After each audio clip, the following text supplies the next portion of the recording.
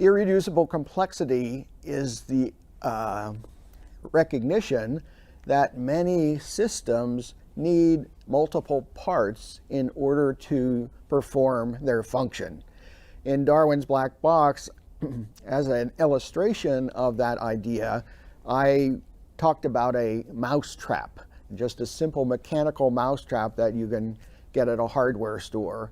A mousetrap has a number of parts. It's got a spring and it's got a wooden platform that it attaches to, and it's got a part called the hammer, which squashes the mouse, and several other parts too. And it also has little staples that hold those parts onto the wooden platform too. And those staples have to be placed at just the right points, or else the parts would not be adjusted, would not be in the right orientation to do their job. And if you took one of those parts away, or you changed it so it didn't fit with the other ones, the whole system would not work. It would no longer function as a mousetrap. So that's irreducible complexity. It's complex because it has a number of parts, and it's irreducible because if you take some of the parts away, the system doesn't work. Now, I argued in Darwin's Black Box that those systems, irreducibly complex systems, are very big obstacles to Darwinian evolution, because Darwin's mechanism of random changes and natural selection needs for a system to be working as it is built up step by very tiny step. But if you have something like a mousetrap, how can you build that gradually, step by step? If you start with a wooden base, it doesn't have a mousetrap function. And if you go add a part, it still doesn't have the mousetrap function. And so there would be nothing for natural selection to select. Well, some people didn't like this idea of irreducible complexity, and they said, but maybe the parts could be used for something else, and the function could change along the way and get to a mousetrap. And a man who made this argument is a professor of biology at Brown University named Ken Miller. And he said, well, sure, you can't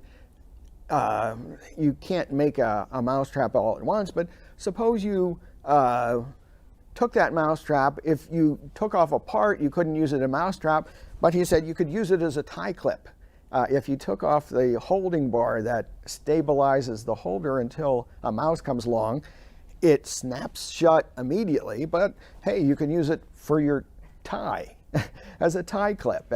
And you can use the base just as a paperweight, and so on. So maybe those things arose, in the analogy, maybe those parts arose for a different purpose, and then at the end it became a mousetrap.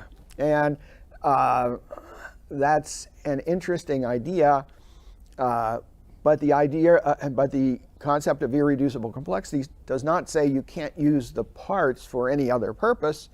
It says that the function of the entire system, the mousetrapping function, is destroyed if you take away one of the parts. Sure, you could use the spring perhaps in something else, but the spring alone does not trap a mouse. What's worse is that the scenario of starting out with one function and going to another and going to another is being guided by the imagination of the scientist, or Ken Miller in this instance. He says, what do we need to get to a mousetrap? Well, let's start with this, and let's add this, and we can turn this way and turn that way. But he is intelligently guiding the process. If you look at images of paperweights on, say, the internet, you won't see anything like the little platform that's used in mousetraps. And if you look at springs on the internet, very few of them will be the shape, the exact shape you need for a mousetrap. And if you look at tie clips on the internet, you won't find anything that looks like a mousetrap, unless you see a picture of Ken Miller with a mousetrap on his tie, and there's a few of those on the internet. So, as a matter of fact, if you were trying to, or if you wanted a paperweight and you changed it and selected the best paperweight or the best tie clip at the stages where you were developing that, you would develop it into a very different structure than the one you need for a mousetrap. So you have to be very careful in these things, because it's easy to fool yourself that nature would take the mind that you, as an intelligent being, would see from one state to another. And people have used the same argument for some of the biochemical examples of irreducible complexity that I wrote about in Darwin's Black Box. In one example, I wrote about the bacterial flagellum, which is literally an outboard motor that bacteria use to swim. It's got a number of mechanical parts. It's got a propeller and a drive shaft and a motor and clamps to hook it onto the bacterial membrane and many others. And I said it was irreducibly complex. And again, Ken Miller, who has been a vocal critic of intelligent design, said, well, yes, but a couple years after Darwin's Black Box came out, another system was discovered that was very similar in some respects to the bacterial flagellum. And it had much of the machinery at the base of the flagellum, but it was actually used to inject proteins, poisonous proteins from a predator bacterium into a prey bacterium, because they have to eat too, and some of them eat other bacteria, and they inject poison proteins that kill the bacteria, and then the predator consumes it. And the base of that looked reminiscent of the flagellum.